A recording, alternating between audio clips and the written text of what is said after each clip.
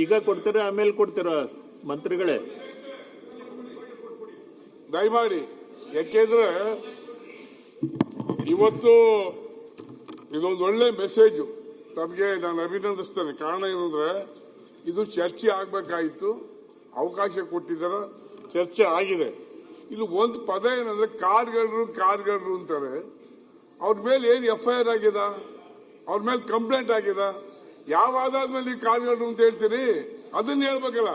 ಇದು ಬಹುಶಃ ಏನ್ ಕದ್ದಾರೋ ಗೊತ್ತಿಲ್ಲ, ಅದ್ಯಾವ ಕೇಸ್ ಅವ್ರ ಮೇಲಿಲ್ಲ. ಅದರಿಂದ ಆ ಪದ ಬಳಕೆ ಬಹುಶಃ ಸರಿ ಆಗಲ್ಲ ಅಂತ ನಾನು ಈ ಸಂದರ್ಭದಲ್ಲಿ ಹೇಳಕ್ ಬಯಸ್ತಾ, ಏನಿವತ್ತು ಇದು ಪೂರ್ವ ಪೀಡಿತವಾದಂತ ಒಂದು ಕೊಲೆ ಅಂತ ಈ ಸಂದರ್ಭದಲ್ಲಿ ಹೇಳಕ್ ಬಯಸ್ತೀನಿ. ಯಾತಕ್ಕೆ ಇಲ್ಲಿ ಹೇಳ್ತಾರೆ 30 ಕೆಜಿ ಬಟ್ಟೆಂದಿತ್ತು ಅಂತ, ಅದು ಚರ್ಮ ಎಲ್ಲೋಯ್ತು? ಅದೇ ಹೇಳ್ಬೇಕಲ್ಲ. ಏನು ಅವ್ರು ತಿಂದ್ರ ಅಲ್ಲ ಫಾರೆಸ್ಟರ್ ತಿಂದ್ರ? ಚರ್ಮ ಇಲ್ದಾನೆ 30 ಕೆಜಿ ಮಟನ್ ಹೆಂಗ್ ಬರುತ್ತೆ ಅಧ್ಯಕ್ಷರೇ? ಹಾಗಾಗಿ ಬಹುಶಃ ಈ ಸರ್ಕಾರ it is a face saving statement ಈ ಸಂದರ್ಭದಲ್ಲಿ ನಾನು ಹೇಳಕ್ ಬಯಸ್ತೀನಿ. 100% ಸುಳ್ಳು. ಇವತ್ತು ಓಲಿ ಅಲ್ಲೊಂದು ಹೇಳ್ಬೇಕಲ್ಲ, ಓಲಿ ಚರ್ಮ ಉಳಿದಿದೆ, ಇಲ್ಲಿ ಚರ್ಮನ ಅಲ್ಲಿ ಯಾರಾದ್ರೂ ಕಟ್ ಮಾಡ್ತಾರೆ ಅಧ್ಯಕ್ಷರೇ? ನಿಮಗೆ ಪಕ್ಕದಲ್ಲೇ ಇದ್ದೀರಿ ಫಾರೆಸ್ಟ್, ಯಾರು ಅಲ್ಲಿ ಕಟ್ ಮಾಡಕ್ಕಲ್ಲ. ಊರಿಗೆ ತಾಡೋಗಿ ಕಟ್ ಮಾಡ್ಕೊಂಡು ಮಾಂಸ ಹಂಚ್ಕೊಳ್ಳೋದು ನಾವು ನೋಡಿದ್ದೀವಿ. ಆದ್ರೆ ಇವ್ರೇನ್ ಹೇಳ್ತಾರೆ ಸರ್ಕಾರ, ಇಲ್ಲ ಅದರಲ್ಲಿ 30 ಕೆಜಿ ಇತ್ತು, ಆ ಚರ್ಮ ಎಲ್ಲಿ ಕಳಿಸಿ ಅಂತ ಹೇಳ್ಬೇಕಲ್ಲ. ನಮ್ಮ 1972 ಆಕ್ಟ್ ಏನಲ್ಲಿ ಏನಾದ್ರೂ ಕೊಲೆ ಮಾಡಬೇಕು ಅಂತ ಇದೆಯಾ? That is most important. ನೀವು ಮಾಡಬೇಕು, ಎದುರಿಸಬೇಕು, ನಾನು ಒಪ್ತೀನಿ. ನೀವು ಕಾಲಿಗೋ ಕೈಗೋ ಹೊಡೆದಿದ್ರೆ ಓಕೆ, ಅಲ್ಲೇನು ಹೇಳ್ತಾರೆ ಕೇವಲ 7 ಮೀಟರ್ 8 ಮೀಟರ್ ಹೊಡೆದಿರೋದು, ಅದೇ ಎದೆಯೇ ಹೊಡಿಬೇಕಾಗಿತ್ತು. ಕಾಲು ಅವ್ರಿಗೆ ಕಣ್ಣಿಗೆ ಕಾಣ್ತಿರ್ಲಿಲ್ವಾ? ಫಾರೆಸ್ಟ್ನವ್ರಿಗೆ ಕಣ್ಣಿಗೆ ಕಾಣಕ್ಕಿಲ್ವ ಸ್ವಾಮಿ? ಇಟ್ ಶೋಸ್ ಪರ್ಪಸ್ ಆಗಿ ಕೊಲೆ ಮಾಡಿರೋದು. It is A killing, totally killing. ಇದ್ರಲ್ಲಿ ಯಾವ ನ್ಯಾಯ ನೀತಿ ಇಲ್ಲ.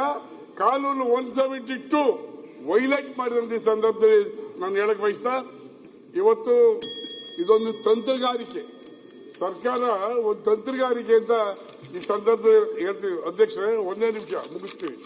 ಇವತ್ತು FIR ಅವ್ರ ಮೇಲೆ ಹಾಕಿರ್ಬೇಕಾಗಿತ್ತು, ಅರೆಸ್ಟ್. ಇವರಿಗೆ ಆ ಶಕ್ತಿ ಇದ್ರೆ, ಈ ಸರ್ಕಾರಕ್ಕಾಗಲಿ ಫಾರೆಸ್ಟ್ ಶಕ್ತಿ ಇದ್ರೆ ಅವ್ರು ಹಿಡ್ಕೊಂಡ್ ಬಂದಿದ್ರೆ ನಾವು ಒಪ್ತಿದ್ದೋ. ಅವ್ರು ಹಿಡಿದೇ ಬರೀ ಶೂಟ್ ಮಾಡದೆ ಒಂದು ದೊಡ್ಡ ಅಚೀವ್ಮೆಂಟ್ಸ್ ಅಂದ್ರೆ what you mean of it? ಹೆಂಗೆ ಸರ್ಕಾರ ನಡೆಯೋ ರೀತಿನ ಇದು? ದಯಮಾಡಿ ಇದು ಬಹಳ ಅನ್ಯಾಯ ಆಗಿದೆ. ಮತ್ತೆ ಆ ಕುಟುಂಬಕ್ಕೆ ಯಾವುದೇ ರಾಜ್ಯದಲ್ಲಿರಲಿ, ತಮಿಳುನಾಡು ಇರಲಿ, ಕರ್ನಾಟಕ, ಕೇರಳ ಇರಲಿ, ಅವ್ರಿಗೊಂದು ಕುಟುಂಬ ಇರ್ತದೆ. ಆ ಕುಟುಂಬದವರಿಗೆ ನೀವು ಕೊಡೋ ಪರಿಹಾರ ಸರಿಯಾಗೋದಿಲ್ಲ. ಒಳ್ಳೆ ಪರಿಹಾರ ಅವ್ರಿಗೆ ಕೊಡಬೇಕು. ಇವತ್ತು ರೈತರು ಯಾಕೆ ಹೋರಾಟ ಮಾಡ್ತಾರೆ ದಯಮಾಡಿ ಅರ್ಥ ಮಾಡ್ಕೊಳ್ಳಿ ಅಧ್ಯಕ್ಷರೇ. ರೈತರು ಹೋರಾಟ ಮಾಡ್ತಾರೆ ಅಂದ್ರೆ ಕಾರ್ಗಳ್ರಿಗೆ ಹೋರಾಟ ಮಾಡಕ್ಕಿಲ್ಲ, ಶೂಟರ್ ಹೋರಾಟ ಮಾಡಕ್ಕಿಲ್ಲ. They are really farmers. ಸತ್ತಿರೋರು ರಿಯಲಿ ಫಾರ್ಮರ್ಸ್. ಅವ್ರನ್ನ ಕೊಲೆ ಮಾಡೋದಕ್ಕೋಸ್ಕರ ರೈತ ಸಂಘಟನೆ ಇವತ್ತು ಹೋರಾಟಕ್ಕೆ ಹಾಕಿದೆ. ನಾನು ಹೇಳ್ತೀನಿ, ಸರ್ಕಾರ ಇವತ್ತೇನೋ ಒಂದು ಮಾಡಿದ್ದಾರೆ ನಮ್ಮ ಪುಟ್ಟರಂಗ ಶೆಟ್ಟರು ಜುಡಿಷಿಯರಿ. ಈಗ ಅಲ್ಲಿನವರೆಗೆ ಆ ಅಧಿಕಾರಿ ಮೇಲೆ ಏನ್ ಕ್ರಮ ತಗೋತೀರಿ? ಶೂಟ್ ಔಟ್ ಮಾಡಿದ್ರೆ ಏನ್ ಕ್ರಮ ತಗೋತೀರಿ? ಅದನ್ನ ಹೇಳ್ಬೇಕಲ್ಲ ಸದನ್ಗೆ. ಸದನ್ಗೆ ಹೇಳಿದ್ರೆ ಹೆಂಗಾಗ್ತದೆ? ಬರೀ ಸ್ಟೇಟ್ಮೆಂಟ್ ವರ್ಕೌಟ್ ಆಗೋದಿಲ್ಲ.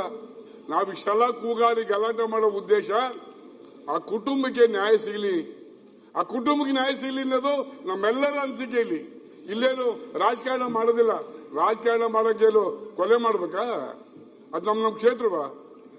ಅದೂರು ಕ್ಷೇತ್ರಪ್ಪ. ಪುಟ್ಟರಂಗ ಶೆಟ್ಟರ ದತ್ತರಿಗೆ ಹೋಗೋದಿಲ್ಲ. ಹಾಗಾಗಿ ನಾನು ಸರ್ಕಾರಕ್ಕೆ ಒತ್ತಾಯ ಮಾಡ್ತೀನಿ, ಯಾರು ಅವ್ರಿಗೆ ಸರ್ಕಾರ ಪರ್ಮಿಷನ್ ಕೊಟ್ಟಿಲ್ಲ ಅಥವಾ ಅವ್ರ ಸಂಬಂಧಪಟ್ಟ DFO ಕೊಟ್ಟಿದ್ದಾರೆ, ಯಾರು ಕೊಟ್ಟಿದ್ದಾರೆ? ಇವ್ರು ಸುಮೋಟೋ ಡಿಸಿಷನ್ ತಗೊಳ್ಳೋದ್ರೆ ಲಾ ಅಂಡ್ ಆರ್ಡರ್ ಏನಾಗಿದೆ ಸ್ವಾಮಿ ಈ ರಾಜ್ಯದಲ್ಲಿ? ಏನಾಗಿದೆ? ದಯಮಾಡಿ ಕೂಡಲೇ ಸಸ್ಪೆನ್ಷನ್ ಸಭಾಧ್ಯಕ್ಷರೇ, ಸಚಿವರೇ, ಮಾನ್ಯ ವಿಪಕ್ಷದ ಸಚಿವರು ಊಟ ಆದ್ಮೇಲೆ ಕೊಡ್ಬೋದಲ್ಲ ನಿಮ್ ಉತ್ತರ? ಊಟ ಆದ್ಮೇಲೆ ಕೊಟ್ಬಿಡ್ತೀನಿ ಸಭಾಧ್ಯಕ್ಷ. ಬಿಡಿ. ವಿಪಕ್ಷದ ನಾಯಕರಾದ ಅಶೋಕ್ ಅವರು, ಹಾಗೆ ಸುನಿಲ್ ಅವರು, ಅರಗ ಜ್ಞಾನೇಂದ್ರ ಅವರು, ನಮ್ಮ ಸುರೇಶ್ ಬಾಬು ಅವರು, ವಿಜೇಂದ್ರ ಅವರು, ಕೃಷ್ಣಪ್ಪ ಅವರು ಅನೇಕ ಪ್ರಶ್ನೆಗಳನ್ನು ತೆಗೆದಿದ್ದಾರೆ. ಇದು ಫಸ್ಟು ಹನೂರು ಹಾಸ್ಪಿಟ್ಲಿಗೆ ತೊಗೊಂಡೋಗಿದ್ದಾರೆ ಸಭಾಧ್ಯಕ್ಷರು. ಹನೂರಲ್ಲಿ ಡಾಕ್ಟರ್ ಇರಲಿಲ್ಲ. ಆಮೇಲೆ ಏನಾಗಿದೆ, ಕೊಳ್ಳೇಗಾಲ ಹಾಸ್ಪಿಟ್ಲಿಗೆ ಹೋಗಿದ್ದಾರೆ. ಕೊಳ್ಳೇಗಾಲದಲ್ಲಿ 3 ಜನ ತೀರೋಗಿದ್ದಾರೆ ಅಂತ ಹೇಳಿದ್ದಾರೆ. ಒಬ್ಬರಿಗೆ ಗಾಯ ಆಗಿತ್ತು, ಮಹೀಮ್ ದಾಸು. ಈ ಡೆಡ್ ಬಾಡೀಸ್ನು ಕೂಡ ಕೆ ಆರ್ ಹಾಸ್ಪಿಟಲ್ ಮೈಸೂರಿಗೆ ತೊಗೊಂಡೋಗ್ತಾರೆ. ಮಹೀಮ್ ದಾಸು ನಿನ್ನೆವರೆಗೂ ಅಲ್ಲೇ ಇದ್ದರು. ಮಹೀಮ್ ದಾಸು ಅಲ್ಲೇ ಇದ್ದು ನಿನ್ನೆ ಡಿಸ್ಚಾರ್ಜ್ ಮಾಡ್ಕೊಂಡು ಅವರು ಹೋಗಿದ್ದಾರೆ. ಅದ್ರ ಲೊಕೇಶನ್ ಎಲ್ಲಿದಾಗಿದ್ದಾರೆ ಅಂತ ತಿಳ್ಕೊಳ್ಳೋಣ. ಯಾಕಂದರೆ ಕೇಸ್ ಆಯ್ತಲ್ಲ, ಅರೆಸ್ಟ್ ಮಾಡ್ಬೋದು ಅಂತ ಅವ್ರು ಎಲ್ಲನೋ ಹೋಗಿರ್ಬೋದೇನೋ, ಇದೊಂದು. ಆಮೇಲೆ ಸಭಾಧ್ಯಕ್ಷರೇ, ಈಗ ವನ್ಯಜೀವಿಗಳು ಉಳಿಬೇಕು, ಅರಣ್ಯನೂ ಉಳಿಬೇಕು. ಅದಕ್ಕೆ ರಾಜ್ಯ ಸರ್ಕಾರ, ಕೇಂದ್ರ ಸರ್ಕಾರ ಸಾಕಷ್ಟು ಬಿಗಿ ಕಾನೂನುಗಳನ್ನು ತಂದಿದೆ. ಅರಣ್ಯ ಇಲ್ಲ ಅಂದರೆ ಪ್ರಪಂಚನೂ ಇಲ್ಲ. ಆಮೇಲೆ ಬೆಳಿಗ್ಗೆ ಪ್ರಜಾವಾಣಿಯಲ್ಲಿ ನೋಡಿದೆ ಸಭಾಧ್ಯಕ್ಷರೇ, 16 ವರ್ಷಗಳಲ್ಲಿ 278 ಕಳ್ಳಬೇಟೆ ಪ್ರಕರಣಗಳು ಎಲ್ಲಿ ಇದೇ ವಲಯದಲ್ಲೇ, ಈ ರೇಂಜಲ್ಲಿ ಆಗಿರ್ತಕ್ಕಂಥದ್ದು ಪ್ರಜಾವಾಣಿಯಲ್ಲಿ ಹಾಕಿದ್ದಾರೆ. ಅದು ಅವರೇನು ಹಾಕ್ತಾರೆ ಅಂದರೆ, ಚಾಮರಾಜ ಜಿಲ್ಲೆ ಬೆಳಕಿಗೆ ಬಂದ ಪ್ರಕರಣಗಳ 10% ಮಾತ್ರ, ಅಂದರೆ ದಿನಾಗಲೂ ನಡೀತಾನೆ ಇರುತ್ತಿಲ್ಲಿ, 10% ಮಾತ್ರ ಬೆಳಕಿಗೆ ಬರುತ್ತೆ. ಉಳಿದಿರ್ತಕ್ಕಂಥದ್ದು ಇದೆಲ್ಲ ಬೆಳಕಿಗೆ ಬಂದಿರೋದು. ಇದೆಲ್ಲ ಆಗಿರೋದು 16 ವರ್ಷಗಳಲ್ಲಿ 278 ಕಳ್ಳಬೇಟೆ ಪ್ರಕರಣ. ಆಮೇಲೆ ಕೆಲವು ಡೌಟ್ಸ್ ಹೇಳಿದ್ರು, ಕಾಲು ಹೊಡಿಬೇಕಾಗಿತ್ತು ಅಂತ. ಬೆಳಿಗ್ಗೆ 5 ಗಂಟೆ 10 ನಿಮಿಷದಲ್ಲಿ ಆಗಿರೋದು. 5 ಗಂಟೆ 10 ನಿಮಿಷ ಬೆಳಕಾಗೋದಿಲ್ಲ. ಆಮೇಲೆ ಕಾಡು, ದಟ್ಟವಾದ ಕಾಡೋದು, ಕಾಡಲ್ಲಿ ಇನ್ನೂ ಕತ್ತಲಿರುತ್ತೆ, ಗೊತ್ತಾಗೋದಿಲ್ಲ. ಅಲ್ಲ ಸರ್, ಆಗ ಅವರಿಗೆ ಜ್ಞಾನ ಬೇಕಲ್ಲ. ನಾವು ಸೊಂಟದಿಂದ ಅವರಿಗೆ ಜ್ಞಾನ ಬೇಕಲ್ಲ, ಕಾನೂನು ಎಲ್ಲೆಲ್ಲಿ ಸೇರಿ ನಾನು ಮಾತಾಡ್ತೀನಿ, ನೀವು ಆಮೇಲೆ ಬೇಕಾದ್ರೆ ಮಾತಾಡ್ಬೇಕ. ನೀವು ಮಾತಾಡೋವಾಗ ನಾನೇನ ಮಾತಾಡೋಣ ಅಲ್ವಾ? ಬೆಳಿಗ್ಗೆ 5 ಗಂಟೆ ಸಮಯದಲ್ಲಿ ಕತ್ಲಿರುತ್ತೆ, ಕಾಡಲ್ಲಿ ಇನ್ನೂ ಕತ್ಲಿರುತ್ತೆ. ಸಹಜವಾಗಿ ಅಲ್ಲಿ ಏನು ಕಾಲು ಗೊತ್ತಾಗಲ್ಲ, ತಲೆನೂ ಗೊತ್ತಾಗಲ್ಲ, ಮುಖನೇ ಗೊತ್ತಾಗೋದಿಲ್ಲ. ಆಮೇಲೆ ನಮ್ಮ ಸ್ಟಾಫ್ 10 ಜನ ಇದ್ರು ಸಭಾಧ್ಯಕ್ಷರೇ, 2-3 ಅಲ್ಲ, 2 ಟೀಮ್ ಹೋಗಿದ್ರು. 2 ಟೀಮು ಜೀಪುಗಳಲ್ಲಿ ಹೋಗಿದ್ರು. ಅವರು ಕಾಡೆಲ್ಲ ಸುತ್ತಾಡಿದ್ದಾರೆ. ಸಾಯಂಕಾಲ 8 ಗಂಟೆಯಿಂದ ಸುತ್ತಾಕಿ ಬೆಳಿಗ್ಗೆ 5 ಗಂಟೆನಲ್ಲಿ ಇನ್ಸಿಡೆಂಟ್ ಆಗಿರ್ತಕ್ಕಂಥದ್ದು. ಮತ್ತೆ 3 ರೌಂಡ್ಸು ಶೂಟ್ ಮಾಡಿದ್ದಾರೆ. ಅದ್ಯಾವುದೋ ಸ್ಲೈಡ್ ಆಕ್ಷನ್ ಗನ್ ಅಂತ, ಇದು ಈ ಪೆಲೆಟ್ಸ್ ಇರುತ್ತೆ, ಅದು ನೇರವಾಗಿ ಒಂದೇ ಇದು ಆಗೋದಿಲ್ಲ. ಈ ಪೆಲೆಟ್ಸ್ ಹೊಡೆದ್ರೆ ಏನಾಗುತ್ತೆ, ಮೈಯೆಲ್ಲ ಹರಳ್ಕೊಳ್ಳುತ್ತೆ, ಮೈಯೆಲ್ಲ ಅದು ಏಟ್ ಬೀಳುತ್ತೆ.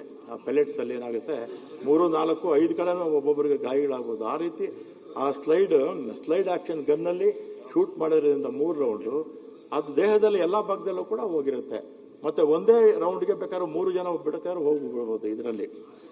ಮತ್ತೆ ಸಭಾಧ್ಯಕ್ಷರೇ, ಸುನೀಲ್ ಅವರು ಇನ್ನೊಂದು ಕೇಳಿದ್ರು, ಇದು ಅವರ ಶ್ರೀಮತಿಯವರು ಇದು ಜೋಳ ಕಾಯಲು ಹೋಗಿದ್ರು ಅಂತ.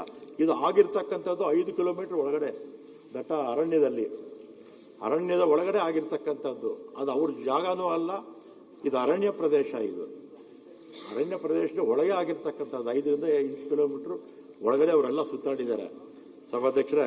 ಆಮೇಲೆ ಇವರು ಈಗ ಸುರೇಶ್ ಅವರು, ವಿಜೇಂದ್ರ ಅವರು, ಕೃಷ್ಣಪ್ಪನವರು ಕೂಡ ಅನೇಕ ಪ್ರಶ್ನೆಗಳೆಲ್ಲ ಹೇಳಿದ್ದಾರೆ ಸಭಾ. ಆಮೇಲೆ FIR ಆಗಿದೆ, 2 ಕಡೆ ಮಾಡಿದ್ದಾರೆ ಸಭಾಧ್ಯಕ್ಷರೇ. ಅವರು ನಮ್ಮ ಮೇಲೆ ಕೊಲೆ ಕೇಸು ಅಂದರೆ ನಮ್ಮ ಇಲಾಖೆಯವ್ರ ಮೇಲೆ ಕೊಲೆ ಕೇಸು ಅವರು ರಿಜಿಸ್ಟರ್ ಮಾಡಿದ್ದಾರೆ. ನಮ್ಮವರು ಕೂಡ ನಮ್ಮ ಫಾರೆಸ್ಟ್ ಆಕ್ಟ್ ಪ್ರಕಾರ ನಾವು ಕೂಡ ಕೇಸು ಬುಕ್ ಮಾಡಿದ್ವಿ ಸಭಾಧ್ಯಕ್ಷರೇ. ಆಮೇಲೆ 34 kg ಎಲ್ಲ ಶೂಟ್ ಮಾಡ್ತಾರೆ. ಮಾಡಿ ಅವಳದಾದ್ಮೇಲೆ ಬರೀ ಮಾಂಸ ತರ್ತಾರೆ, ಜಿಂಕೆ ತರೋದಿಲ್ಲ ಅವರು. ಮಾಂಸ ಬ್ಯಾಗ್ಗಳಲ್ಲಿ ಹಾಕೊಂಡ್ ಬರ್ತಾರೆ. ಅಲ್ಲಿನ ಪದ್ಧತಿ ಏನಂದ್ರೆ, 4 ಜನ ಹೋದ್ರೆ 4 ಭಾಗ ಮಾಡ್ಕೊಳ್ತಾರೆ. ಒಂದು ಗನ್ಗಂತೂ 1 ಭಾಗ ಕೊಡ್ತಾರಂತೆ. ಗನ್ ಇರುತ್ತಲ್ಲ, ಗನ್ ಯಾರ್ದು ಇರುತ್ತೋ ಅವ್ರು 1 ಭಾಗ ಕೊಡ್ತಾರಂತೆ. 6 ಜನ ಹೋದ್ರೆ 6 ಭಾಗ ಮಾಡ್ಕೊಳ್ತಾರಂತೆ. 6 ಭಾಗ ಮಾಡ್ಕೊಂಡು ಜಿಂಕೆ ಇದೆಲ್ಲ ಹೊಡೆದಾಗ ಒಂದು ಗನ್ಗಂತ ಒಂದು 7 ಭಾಗ ಮಾಡ್ಕೊಳ್ತಾರೆ. ಈ ರೀತಿ. ಆಮೇಲೆ 34 kg ಇತ್ತು. ಚರ್ಮ ಸುಲ್ದೇನು ಬಿಸಾಕಿರ್ತಾರೆ ಅಲ್ಲೋ. ಈಗ ತನಿಖೆ ಮಾಡಿದಾಗ ಗೊತ್ತಾಗುತ್ತೆ. ನಮ್ಮ ಅರಣ್ಯ ಇಲಾಖೆಗಳು ಮತ್ತು ಈಗ ಪೊಲೀಸ್ ಇಲಾಖೆಯವರು ಈಗ ನಾವು ತನಿಖೆ ಕೊಟ್ಟಿದ್ದೀವಿ ಮ್ಯಾಜಿಸ್ಟ್ರೇಟ್ಗೆ. ನಾನು ಅವತ್ತು ಕೋಲಾರಲ್ಲಿದ್ದೆ. ಆ ಸಂದರ್ಭದಲ್ಲಿ ನಾವು ಚೀಫ್ ಮಿನಿಸ್ಟರ್ ಮ್ಯಾಜಿಸ್ಟ್ರೇಟ್ ತನಿಖೆ ಮಾಡಿ ಅಂತ ಆದೇಶ ಕೊಟ್ಟಿದ್ರು. ತನಿಖೆ ಆಗ್ತಾ ಇದೆ ಸಭಾಧ್ಯಕ್ಷರೇ. ನಾನು ಮೊನ್ನೆ ಭಾಳ ಸ್ಪಷ್ಟವಾಗಿ ಎಲ್ಲ ಮಾಧ್ಯಮದ ಮುಂದೆ ಹೇಳಿದ್ದೀನಿ, ಉದ್ದೇಶಪೂರ್ವಕವಾಗಿ ನಮ್ಮ ಅಧಿಕಾರಿಗಳು ಏನಾದರೂ ಮಾಡಿದರೆ ಅವ್ರ ಮೇಲೆ ಆಕ್ಷನ್ ತಗೊಳ್ತೀನಿ ಅಂತ ನಾನು ಹೇಳಿದ್ದೀನಿ ಸಭಾಧ್ಯಕ್ಷರೇ. ತನಿಖೆ ಆಗಲಿ, ಅವ್ರು ತಪ್ಪು ಮಾಡಿದರೆ ನಾನು ಆಕ್ಷನ್ ತಗೊಳ್ತೀನಿ ಅಂತ ಹೇಳಿದ್ದೀನಿ. ಸದನಕ್ಕೂ ಅದನ್ನೇ ಹೇಳ್ತೀನಿ ಸಭಾಧ್ಯಕ್ಷರೇ. ಅದೇ ಆಮೇಲೆ ನಮ್ಮ ಸ್ಟಾಫ್ ಹೇಳಿದಂದ್ರೆ, ಅವರ ಹತ್ರ ಅವರು ಶೂಟ್ ಮಾಡಿದ್ರು. ಶೂಟ್ ಮಾಡಿದಾಗ ನಾವು ವಿಧಿ ಇರಲಿಲ್ಲ, ಕತ್ಲಿತ್ತು, ನಾವು ಶೂಟ್ ಮಾಡಿದ್ವಿ. ಅವರು ತೀರೋಗಿದ್ದಾರೆ. ನಮ್ಮ ಸೆಲ್ಫ್ ಇದಕ್ಕೆ ನಾವು ಮಾಡಿದ್ದೀವಿ ಅಂತ ಇವ್ರ ಸ್ಟೇಟ್ಮೆಂಟು. ಇವ್ರದ್ದು ಹೇಳ್ತಿರ್ತಕ್ಕಂಥದ್ದು, ಅವ್ರ ಪರವಾಗಿರ್ತಕ್ಕಂಥವ್ರು ಹೇಳ್ತಾ ಇರ್ತಕ್ಕಂಥದ್ದು ಸತ್ಯ ತನಿಖೆ ಆದ್ಮೇಲೆ ಗೊತ್ತಾಗುತ್ತೆ. ನಮ್ಮವ್ರೇನಾದರೂ ತಪ್ಪು ಮಾಡಿದ್ರೆ ನಾನು ಖಂಡಿತ ಅವ್ರ ಮೇಲೆ ಆಕ್ಷನ್ ತಗೊಳ್ತೀನಿ.